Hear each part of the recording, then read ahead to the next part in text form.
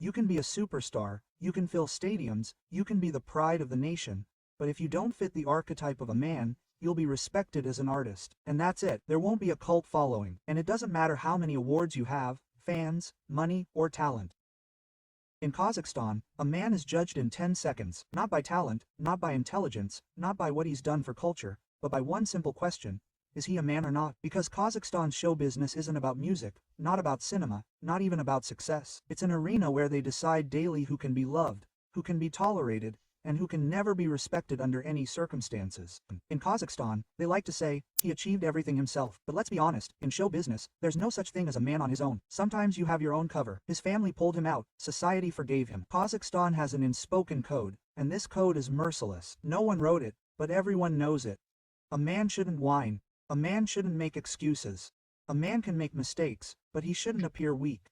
A man can be rude, harsh, and confrontational. If he's one of us, a man can be talented, perfect, polite, and still feel like an outsider. Now Ali Akapov, Rosa Arambayeva's son, is a musician, well-mannered, neat, without scandals, without fights, without dirt. It would seem like the ideal image, but here's the paradox. He's not considered an independent figure. Why? Because Ali is too proper, too quiet, too cautious, too intelligent. In the eyes of society, he's not an alpha male, but a son. Not a leader, but a good boy. Not a man, but a mama's boy. Human weakness is forgiven. Weakness is masculine. No, if you're sick, you'll be pitied. If you make a mistake, they might understand. But if you don't demonstrate inner toughness, if you don't show that you can be dangerous, if you don't radiate dominance, you automatically become uncultivated.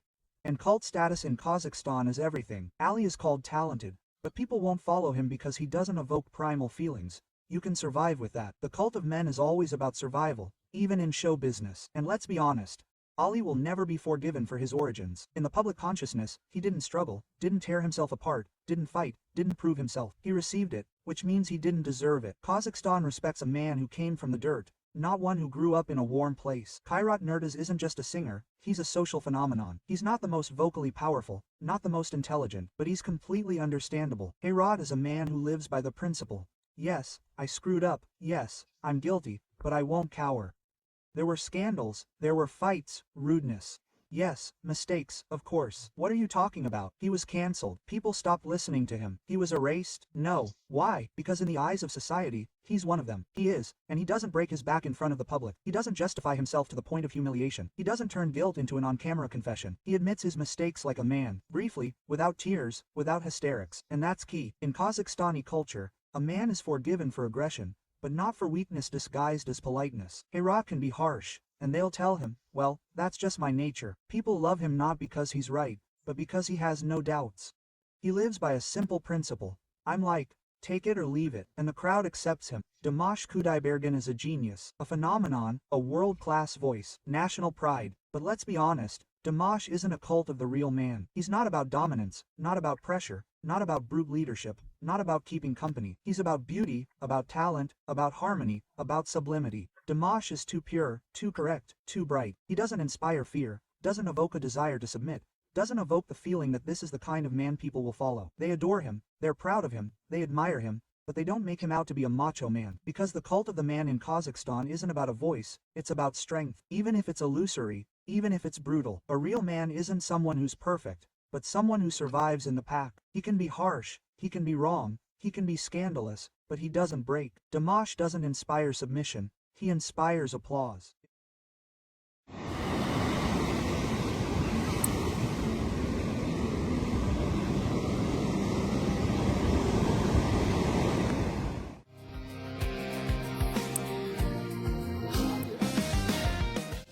Hello everyone, Kazakhstan, we love you, we love you.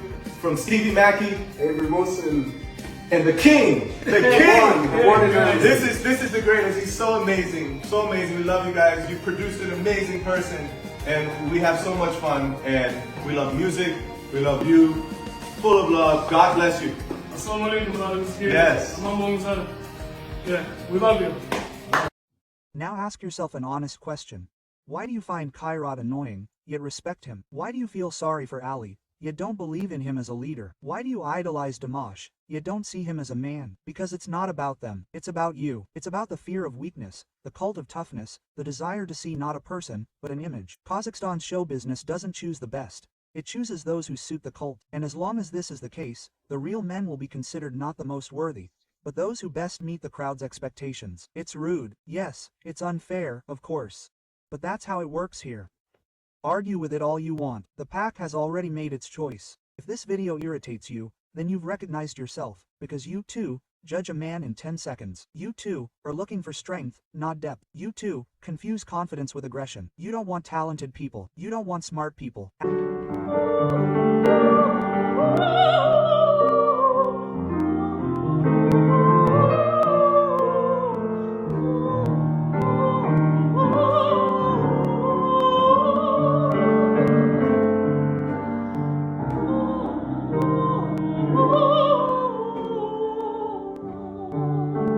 Let's do now something ours.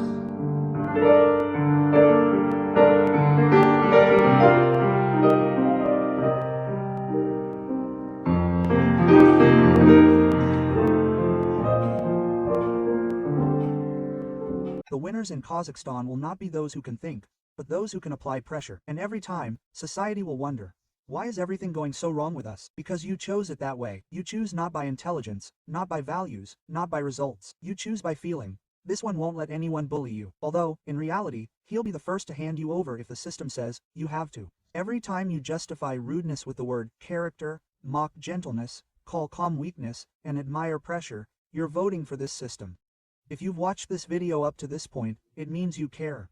So, you see that behind the gloss, money, and famous names lies anything but a fairy tale, but cold calculation, fear, deals, and a complete lack of respect for both family and the viewer. That's why this channel exists. Here, we don't fawn over popular favorites, we don't worship status, and we don't believe in the beautiful legends that are sold to us for money. We analyze show business, talk about stars without filters, and call things by their proper names, even if some people really don't like it.